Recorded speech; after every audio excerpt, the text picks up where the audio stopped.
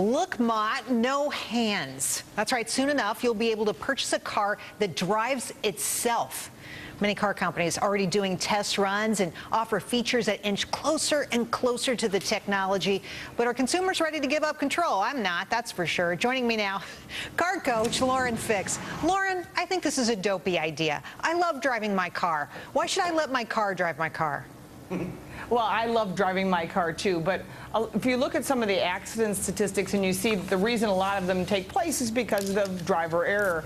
And obviously some of the driver ed programs that are out there, not all of them, but some of them teach people how to pass the test. They don't teach them some driving tips. So because of that, manufacturers have put into place things such as active cruise control, pedestrian cross traffic, and you're looking at active brake assist. Every manufacturer, Audi has already been using this for a while. Volvo has, Infiniti, Mercedes, obviously the Highlines, but you're also seeing it even on something as reasonably priced as a Ford Fusion. And what so does the Ford Fusion do? Consumers are getting very comfortable with that. What does the Ford Fusion do?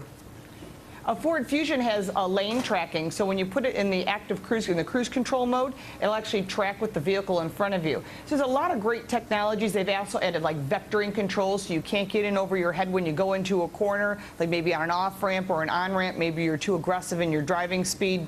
This will actually help keep you on track. Well, so the whole Lauren, idea is to keep you let me interrupt you right there, because I think at the end of the day, what if the technology doesn't work? You still have to know how to drive a car. And that's what I worry about, because you see technology fail every day. We've spent an entire week, 2 weeks actually, reporting how the government can't open up an Obamacare exchange. That's pretty simple technology. What you're talking about is very complicated. Why should we trust it?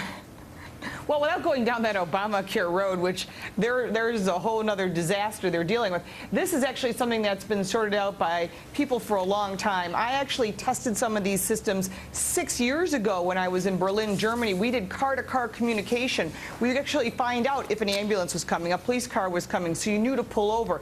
That technology has been worked on for the last 5 or 6 years, and Volvo's going to put it in place in their vehicles. They actually have a plan to have no fatalities in their vehicles by the year 2020. And then if you look at other technologies that I know work, that I've actually experienced myself, in an Audi they have the brake assist, where you're actually driving along, a car in front of me, hit the brakes, and before I can even react, and I react quickly, I race cars, it actually started braking the vehicle before I did. And when you actually experience it in real life, it's totally impressive. So these systems, for example, Infiniti can tell you 2 cars ahead that there's a problem. You need to slow down. They'll slow the vehicle down for you. What about hacking, though? I think a lot of people think, okay, it's an electronic system. At the end of the day, somebody can get in there and hack that and screw it up and make people have accidents. Well, we've actually discussed that in the past, and one of the things I've said is, because sometimes the bad guys are a little more craftier than the good guys. Yes. There could be some kid somewhere on the planet who's got nothing better to do than to start hacking all of one brand of car. There's over 100 microprocessors, there's on average 20+ computers in a car. It is possible, but not all these systems connect to each other, and also all the manufacturers have put in firewalls. They're separating some of the systems so you can't take over every aspect. I know on one of your shows that you actually showed how it worked. It was multiple computers in a disassembled dash.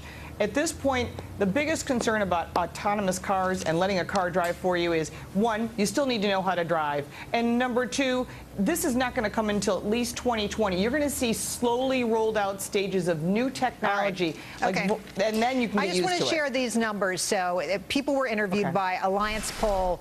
Is a car that drives itself. They call it an autonomous, not a monotonous car, but an autonomous car. Is that a good idea? 42% say bad idea. I'm with the majority out there. Thanks so much for coming on, Lauren.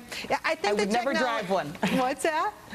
I would never get an autonomous car. Personally, I think the technology is fantastic and it saves lives. Well, if you're a long-distance truck driver, maybe that would make sense. Lauren, thanks for coming on. Enjoyed it. Always good to have you on the show. Thank you. Thank you for having me back. We'll be right back.